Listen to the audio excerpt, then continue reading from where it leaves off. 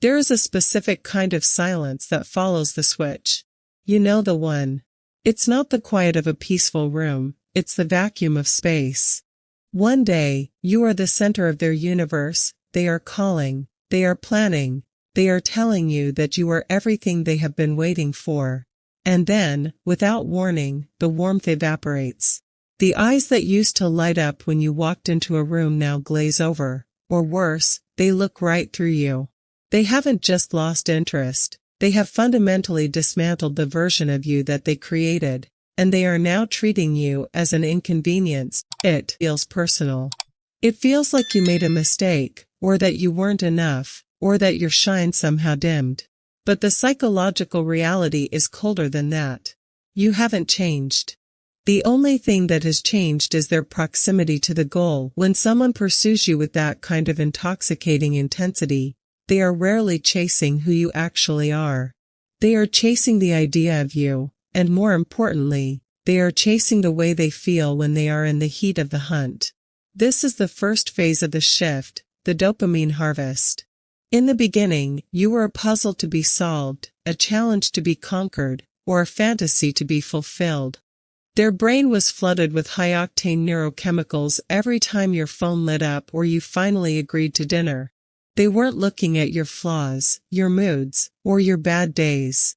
They were looking at a carefully curated projection.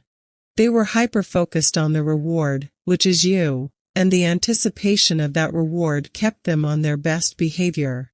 But the human brain is not designed to maintain that level of manic obsession.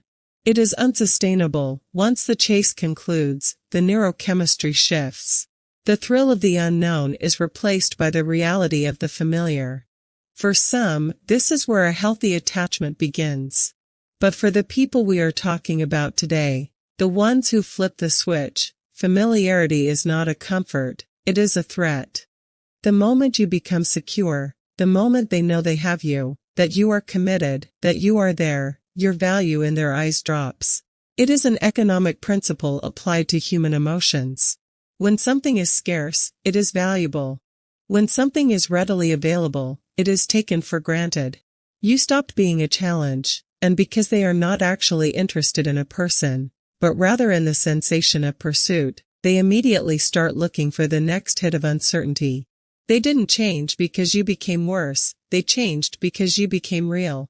And to them, real is boring. This leads to the second phase of the switch, the fault-finding mission. Now that the pedestal has been kicked out from under you, they need a reason for their sudden loss of interest. They cannot admit that they are simply incapable of sustained intimacy or that they are bored with their own life, so they start to project that dissatisfaction onto you. Suddenly, the quirks they once called charming are now annoying. Your need for communication is labeled clingy. Your desire for plans is suffocating. They start to rewrite the history of your relationship, searching for cracks in the foundation so they can justify why they are pulling away.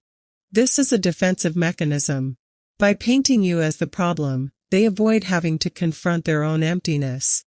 If they can convince themselves that you are the one who changed, or that you are the one who is failing to meet their standards, they remain the hero of their own story, rather than the person who is incapable of holding on to something good. There is also a deeper, darker layer to this behavior. It is what happens when someone has an avoidant or disorganized attachment style, but they are driven by a need for control. Some people feel safe only when they are in control, and they feel safe only when they have the upper hand in a relationship. When you are being pursued, they are in the driver's seat. They are dictating the terms of engagement. They are deciding when to text, when to see you, and how fast the relationship moves. But as soon as you open up, as soon as you show them your vulnerability, as soon as you give them your trust, that power dynamic shifts. You have now leveled the playing field. For someone who is addicted to the power dynamic of the predator and the prey, equality is terrifying. They don't want a partner, they want a project or a possession. When you stop acting like a possession and start acting like an equal human being with needs and boundaries, they panic. They don't know how to relate to you on a human level, so they retreat into coldness. They withhold affection, they go silent, and they act distant to force you back into a state of anxiety. They want to make you chase them again, because in the chase, they feel powerful. They need to see you sweating for their attention to feel like they are still in control. You might be thinking, but how do I get the version of them back? How do I make them look at me the way they used to? That is the question that keeps people trapped in this cycle for months or even years. You are trying to use logic and effort to fix a behavior that is rooted in their psychological deficit. You are working twice as hard to fill a bucket that has a hole in the bottom. If they were capable of sustained, mature love, they wouldn't need to devalue you to maintain their sense of self. If they were capable of healthy communication, they wouldn't go cold the moment things became real. The sudden switch is the most honest thing they will ever show you. It is the moment the mask slips.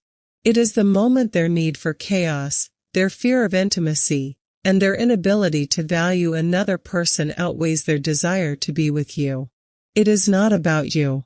It is about their own limitations. The tragedy of the switch is that we often view it as a puzzle to be solved. We analyze every conversation, every text, every look, searching for the moment we caused the change.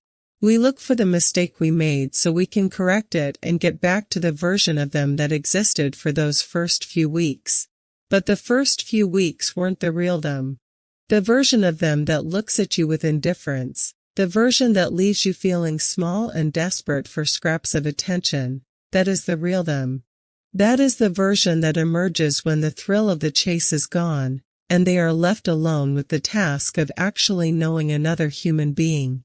Realizing this hurts, but it is also the beginning of your freedom. Stop trying to resurrect a ghost. Stop trying to prove your worth to someone who has already decided to devalue you.